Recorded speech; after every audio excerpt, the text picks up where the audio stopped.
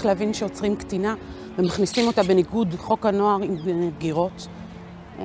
אנחנו מבקרים אותה ומגלים על הגוף סימני חבלה. היא מספרת על פגיעות הן מיניות והן פיזיות שהיא עברה על ידי אותו איש צוות. אני נגיד לא הגעתי אלימה למסילה. אני נהייתי אלימה בתוך מסילה.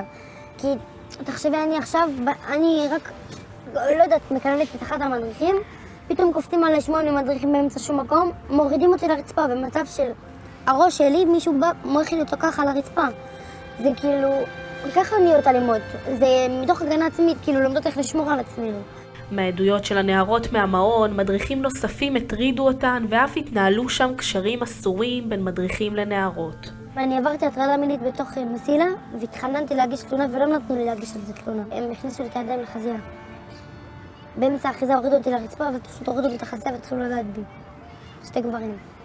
מה שאני הכי זוכרת שאני ישנתי עם חברות לחדר שלי ואני שומעת קולות ורעשים ממול, במדריכה שוכבת עם נערה והקשר התנהל. זה היה ממש כמו רומן, התנהל הרבה זמן.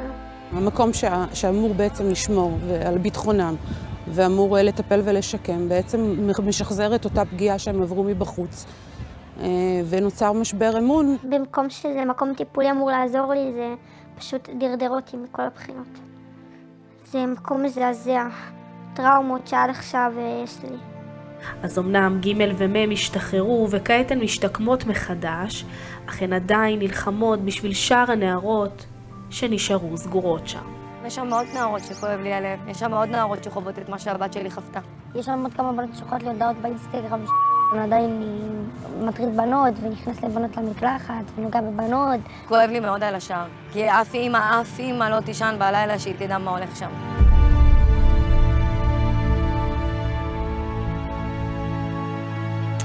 מאז חשיפת הפרשה מוסרים לנו במשרד הרווחה, הופסקה העסקתו של המדריך המדובר. כמו כן, צוות מקצועי מלווה את הנערה ומעניק לה תמיכה.